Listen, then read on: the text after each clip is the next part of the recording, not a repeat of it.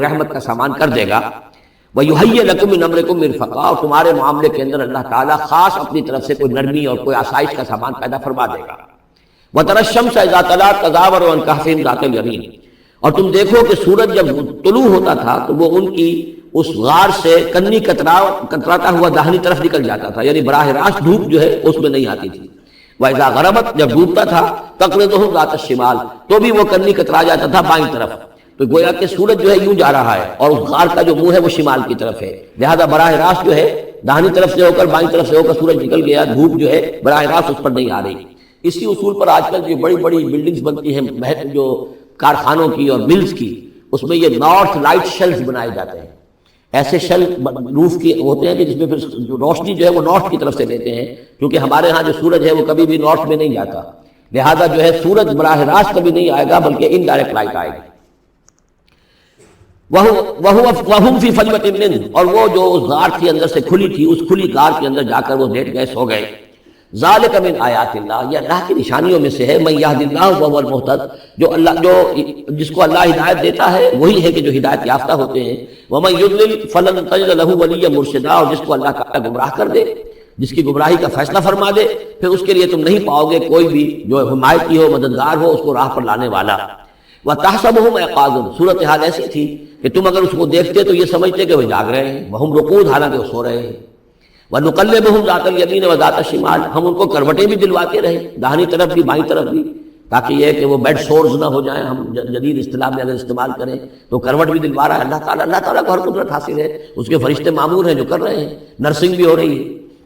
ذات الشمال وکلبہم باسط ذراعہ بالوسید، ان کا ایک کتا بھی تھا جو اپنے دونوں ہاتھ پھیلا کر، دونوں اگلے جو ہیں پاؤں جو ہاتھ، اس کو سمجھیے وہ اس کے کوئی بہت ہی خوخار قسم کا کتا تھا جو اس غار کے منہ پر اپنے دونوں ہاتھ پنجے آگے پھیلا کر بیٹھا ہوا زور سے. اس کا نتیجہ کیا نکلتا تھا؟ لو اطلعت علیہم، اگر اچانک تمہارا کہیں وہاں گزر ہو جائے، لولیت منہم فرارا ولملیت منہم رعبا، تو وہاں سے تمہارے اوپر رعب طاری ہو جائے، خوف طاری ہو جائے، اور وہاں سے تم بھاگو. کہ بڑا بھیانک منظر ہے، ایک کہف ہے، اندر اندھیرا ہے، اور آگے جو ہے بڑا کوئی ٹیریئر بل قسم کا کتا جو ہے وہ بیٹھا ہوا ہے، خوفناک قسم کا، اس نے اپنے پنجے بھی آگے کیے ہوئے ہیں. وَلَمُلِئْتَ مِنْهُمْ رُعْبًا وَكَذَلِكَ بَعَثْنَاهُمْ، اسی طرح پھر ہم نے انہیں ایک وقت میں اٹھایا. لِيَتَسَاءَلُوا بَيْنَهُمْ، تاکہ وہ آپس میں ایک دوسرے سے سوال کریں. قَالَ قَائِلٌ مِّنْهُمْ كَمْ لَبِثْتُمْ، ان میں سے ایک نے کہا کتنے عرصے یہاں ہم رہے ہوں گے، کیا خیال ہے آپ کا؟ قَالُوا لَبِثْنَا يَوْمًا أَوْ بَعْضَ يَوْمٍ، انہوں نے کہا کہ ہم رہے ہوں گے ایک دن یا دن کا کچھ حصہ، تھوڑی سی نیند ہم نے لی ہے، استراحت کی ہے، اور کیا کیا. قَالُوا رَبُّكُمْ أَعْلَمُ بِمَا لَبِثْتُمْ، کچھ اور تھے انہوں نے کہا چھوڑو اس بات کو، اللہ تمہارا جانتا ہے کتنی دیر رہے، 2 گھنٹے رہے، 2 دن رہے، کیا پتہ، ہمیں کیا معلوم. فَابْعَثُوا أَحَدَكُمْ بِوَرِقِكُمْ هَٰذِهِ، تو لو یہ چاندی کا سکہ، ورق جو ہے چاندی کو کہتے ہیں، تو اس کو دے کر ایک آدمی کو بھیجو إِلَى الْمَدِينَةِ شہر کی طرف، فَلْيَنظُرْ، وہ دیکھے، أَيُّهَا أَزْكَىٰ طَعَامًا، کہاں سے کوئی پاکیزہ خوراک مل سکے. ظاہر بات ہے کہ وہ ان کا جو تصورات تھے، موحد بھی تھے تو پاکیزہ کھانا بھی چاہتے تھے. أَيُّهَا أَزْكَىٰ طَعَامًا فَلْيَأْتِكُم بِرِزْقٍ مِّنْهُ، تو اس میں سے کچھ ہمارے لیے راشن لے آئے. وَلْيَتَلَطَّفْ، اور دیکھے کہ وہ نرمی کرے، کسی سے جھگڑ نہ پڑے، کہیں کسی سے جھگڑ پڑا اور جھگڑنے کی وجہ سے پھر کوئی شکل ہو جائے تو ہم تک لوگ پہنچ جائیں، تو بڑی نرمی کے ساتھ وہ معاملہ کرے. یہ وَلْيَتَلَطَّفْ نوٹ کر لیجئے، یہ تعداد حروف کے اعتبار سے قرآن مجید کا نصف ہے. وَلْيَتَلَطَّفْ کے نصف اول میں ہے، لام یہ نصف ثانی میں ہے. یہ نصف ہے تعداد حروف، الفاظ نہیں، حروف، الفابیٹس جو ہے،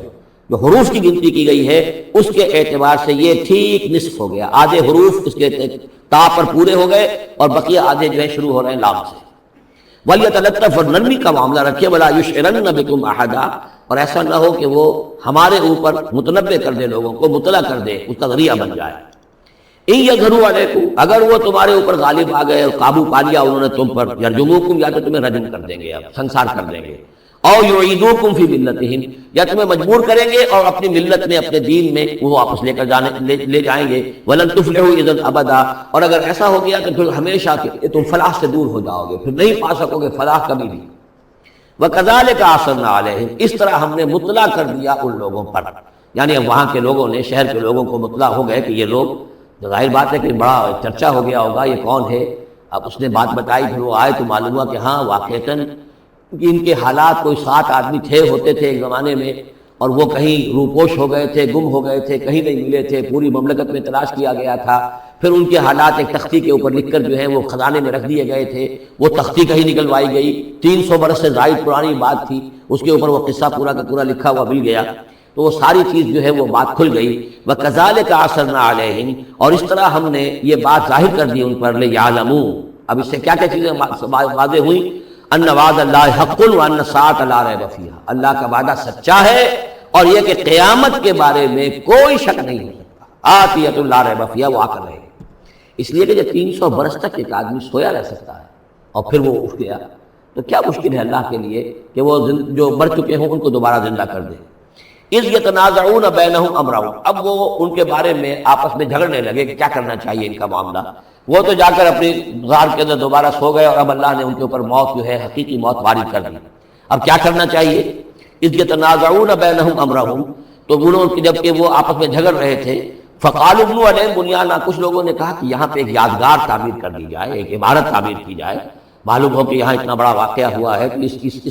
کے پاس ایک یادگار تعمیر ہو۔ ربہم اعلم بہم، ان کا رب ان سے اب بہتر واقف ہے۔ قال الذین غلبوا علی امرہم، تو جن لوگوں کی بات مانی گئی، جو غالب آئے اپنی رائے کے اعتبار سے، انہوں نے یہ کہا لنتخذن علیہم مسجدا، کہ اب ہم یہاں پر ایک مسجد تعمیر کریں گے ان کی یاد میں۔ اب یہاں تک کا واقعہ بیان کر کے فرمایا سیقولون ثلاثۃ رابعہم کلبہم، یہ لوگ کہیں گے کہ وہ 3 تھے اصحاب کہف، اور چوتھا تھا ان کا کتا۔ ویقولون خمسۃ سادسہم کلبہم، اور کچھ یہ کہیں گے کہ نہیں وہ 5 تھے اور چھٹا تھا ان کا کتا، رجمم بالغیب۔ یہ ساری باتیں جو یہ کہہ رہے ہیں یہ اندھیرے کے اندر ٹامک ٹوئیاں ہیں، یہ تیر تکے چلا رہے ہیں اندھیرے کے اندر۔ وَيَقُولُونَ سَبْعَةٌ وَثَامِنُهُمْ كَلْبُهُمْ، اور ان میں سے کچھ وہ بھی ہیں جو کہتے ہیں کہ وہ 7 تھے اور 8واں ان کا کتا تھا۔ قُلْ رَبِّي أَعْلَمُ بِعِدَّتِهِمْ، کہہ دیجئے کہ میرا رب زیادہ بہتر جانتا ہے کہ ان کی تعداد کتنی تھی۔ مَا يَعْلَمُهُمْ إِلَّا قَلِيلٌ، نہیں جانتے اس چیز کو مگر بہت کم لوگ۔ یہاں قرآن مجید نے صراحت تو نہیں کی، لیکن مفسرین کا کہنا یہ ہے کہ بٹوین دی لائن بتا دیا کہ یہی رائے صحیح ہے، اس لیے کہ ثلاثۃ رابعہم کلبہم، خمسۃ سادسہم کلبہم، درمیان میں واو نہیں ہے، لیکن سبعۃ وثامنہم کلبہم اس کے اندر جو ہے زور ہے۔ دوسرے یہ کہ جب وہ جاگے تھے تو ایک نے سوال کیا تھا کتنے دن ہم رہے ہوں گے، پھر جواب میں 3 نے کہا تھا 1 دن، یا اس کا کچھ حصہ، اس لیے کہ 3 سے کم پر جمع کا اطلاق نہیں ہو سکتا۔ قالو جو ہے صیغہ جمع کا ہے، 3 سے کم پر نہیں، 2 ہوتے تو قالا ہوتا۔ اسی طریقے سے پھر جنہوں نے یہ کہا کہ چھوڑو اس مسئلے کو اور کسی کو بھیجو کھانا لانے کے، وہ بھی کم سے کم 3 تھے، اس لیے کہ وہ بھی قالو کے لفظ کے ساتھ ہے، تو 3 جمع 3 اور ایک پوچھنے والا، وہ 7 بن گئے۔ ویسے یہ کہ گبن کی کتاب میں بھی میں نے آپ کو بتایا 7 سلیپرز، یہ گویا کہ ان کی ہاں بھی جو ٹریڈیشنز ہیں، ان کی روایات جو تاریخی چلی آ رہی ہیں، ان میں یہ کہانی کے طور پر یہ چیز موجود ہے ان کے لٹریچر کے اندر، تو گویا کہ اللہ نے تعین اسی کی ہے۔ لیکن یہ کہ اس میں جھگڑنے کی ضرورت کیا ہے؟ فلا تمہارے فیہم الا مران ظاہرا، تو اس معاملے کے اندر اے نبی آپ ان سے کچھ زیادہ جھگڑیے مت، ولا تستفت فیہم منہم احدا، اور نہ ہی ان چیزوں کے بارے میں ان میں سے کسی سے پوچھیے، اس لیے کہ یہ چیزیں ایسی نہیں ہیں، اسی میں ہمارے لیے ہدایت ہے۔ جو چیز دینی اعتبار سے اہم نہ ہو، اور جو خاص طور پر جو ہمارے لیے جو اصل مسئلہ اس وقت ہے، اقامت دین کی جد و جہد اصل مسئلہ، اس کے اعتبار سے جس کی اہمیت نہ ہو، اس کے بارے میں زیادہ چھان بین کرنا، زیادہ بحث و نظام میں پڑھنا جو ہے وقت ضائع کرنا ہے، بلکہ وہ اپنی اس جد و جہد کو نقصان پہنچانے والی بات ہے۔ فلا تمہارے فیہم الا مران ظاہرا ولا تستفت فیہم منہم احدا ولا تقولن لشیء، یہ بہت اہم واقعہ آ رہا ہے یہاں۔ اس واقعے میں حضور صلی اللہ علیہ وسلم سے ایک سہو ہو گیا تھا۔ جب یہ سوالات کیے گئے تو حضور نے فرمایا ٹھیک ہے میں اس کا جواب دے دوں گا، تم آنا، اور یہ کہ انشاءاللہ نہیں کہا، کل تم آنا میں تمہیں جواب دے دوں گا، انشاءاللہ نہیں کہا، صاحب ہو گیا، غلطی ہو گئی۔ لیکن یہ کہ اللہ تعالیٰ نے جن کے جتنے رتبے بلند ہوتے ہیں پھر ان کی سختی بھی اتنی ہوتی ہے، جن کے رتبے ہیں سوا ان کی سوا مشکل ہے۔ ہم عام طور پر یہ باتیں کہتے رہتے ہیں ہمارے لیے اللہ نے کیا گرفت کرنی ہے کہ ان کی کوئی حیثیت نہیں، کوئی مقام ہی نہیں، لیکن یہ کہ جو بلند مقام والا ہو اور وہ بغیر انشاءاللہ کہہ دے کہ کل یہ ہو جائے گا اور انشاءاللہ نہ کہے تو اس پر پھر گرفت ہو گئی۔ تو حضور کی کئی دن گزر گئے کہ جبرائیل نہیں آئے، اور آپ کے لیے پھر ایک مشکل پیدا ہو گئی، گویا کہ مخالفین نے تالیاں پیٹ لی ہوگی، چلو بس فیل ہو گئے، ناکام ہو گئے اس امتحان کے اندر جو ہے وہ تو اب یہ کامیاب نہیں ہو پائے۔ اس کے بعد جبرائیل آئے، یہ واقعات بھی لے آئے، ساتھ ہی یہ ہدایت بھی لائے۔ وَلَا تَقُولَنَّ لِشَيْءٍ إِنِّي فَاعِلٌ ذَلِكَ غَدًا، دیکھیے کبھی نہ یہ کہیے گا کہ یہ کام میں کل ضرور کر دوں گا، الا ان یشاء اللہ، مگر اس استثناء کے ساتھ اگر اللہ نے چاہا۔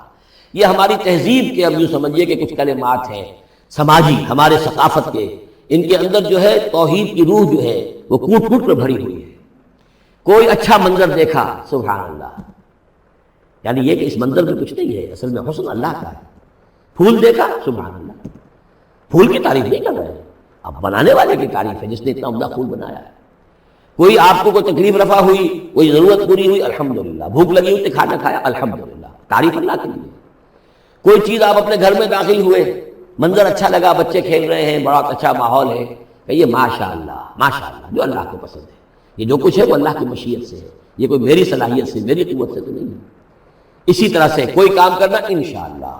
میں یہ کام کرنا تو چاہتا ہوں، ارادہ تو ہے، لیکن ظاہر بات ہے کہ اللہ تعالیٰ کی مشیت کے بغیر، اللہ کی مرضی اور اذن کے بغیر تو نہیں ہو سکتا۔ تو یہ بھی گویا کہ، اور یہ سارے کلمات اس صورت میں آپ کو مل جائیں گے، ماشاءاللہ، انشاءاللہ، اور اس سے پہلے ہم الحمدللہ سے شروع کر چکے ہیں۔ الحمدللہ الذی انزل علی عبدہ الکتاب ولم یجعل لہ عوجا ولا تقولن لشیء انی فاعل ذلک غدا الا ان یشاء اللہ واذکر ربک اذا نسیت، اور اپنے رب کو یاد کر لیا کیجئے جب آپ بھول جائیں، یعنی یہ کہ اگر کسی وقت بھول جائیں تو پھر جب یاد آ جائے وَاذْكُرْ رَبَّكَ، تو پھر اللہ تعالیٰ کی طرف دھیان لگائیے۔ وَقُلْ عَسَىٰ أَن يَهْدِيَنِ رَبِّي لِأَقْرَبَ مِنْ هَٰذَا رَشَدًا، اور کہیے کہ ہو سکتا ہے کہ میرا رب اس معاملے میں اس سے بہتر راہ کی طرف میری رہنمائی کر دے، یعنی میں یہ کیوں کہوں کہ یہ کام میں کروں گا، ہو سکتا ہے اللہ تعالیٰ جو ہے اس سے بہتر کوئی صورتحال پیدا کر دے۔ لہذا اس معاملے کے اندر بھی کوئی زیادہ جازم ہو جانا نہیں چاہیے، بلکہ معاملات کو تفویض الامر الی اللہ،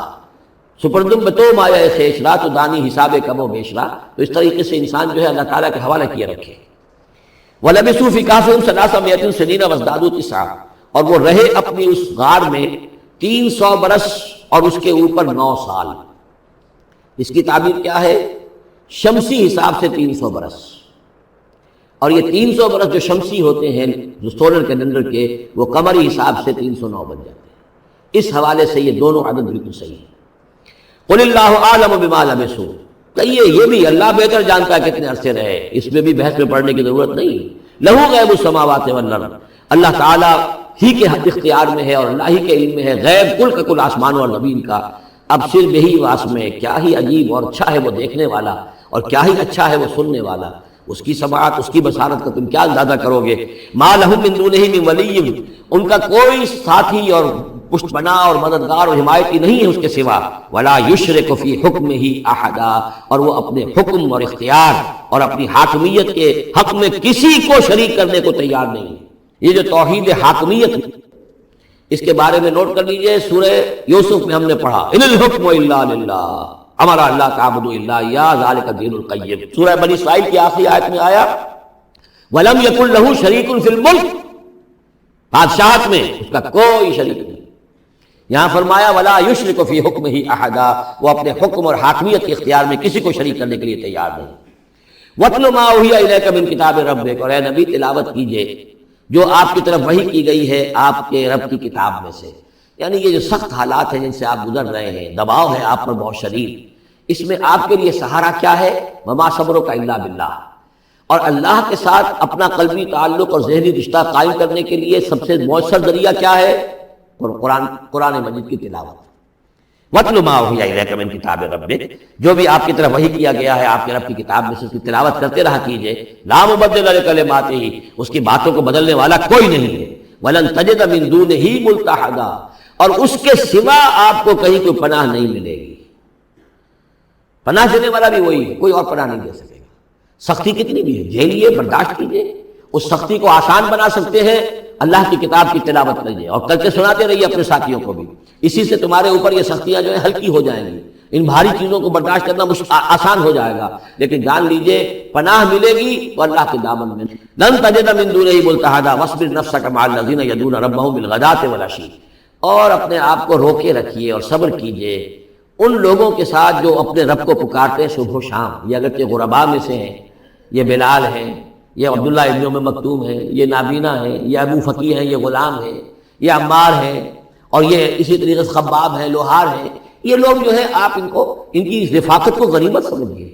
واصبر نفسک مع الذین یدعون ربهم بالغداۃ والعشی یریدون وجہہ، وہ اللہ کی رضا کے طالب ہیں، طلبگار ہیں، اللہ سے محبت کرنے والے ہیں۔ ولا تعد عیناک عنہم، اور دیکھیے آپ کی نگاہیں ان سے ہٹ کر ادھر نہ جائیں جن کے پاس دولت ہے، عنہم ترید زینت الحیات الدنیا، کہیں آپ کی نگاہ ادھر نہ جائے جہاں زیبائش ہے، آرائش ہے، دنیا کی چمک دمک ہے، دولت ہے، آپ ولید بن مغیرہ کی طرف تو متوجہ ہوں اور عبداللہ ابن ام مکتوم کی جانب نہ ہو، معاذ اللہ ایسا نہ کیجیے۔ یہ بالکل وہی بات ہے جو ہم سورہ ہجر میں بھی پڑھ چکے ہیں، وَلَا تَمُدَّنَّ عَيْنَيْكَ إِلَىٰ مَا مَتَّعْنَا بِهِ أَزْوَاجًا مِّنْهُمْ زَهْرَةَ الْحَيَاةِ الدُّنْيَا،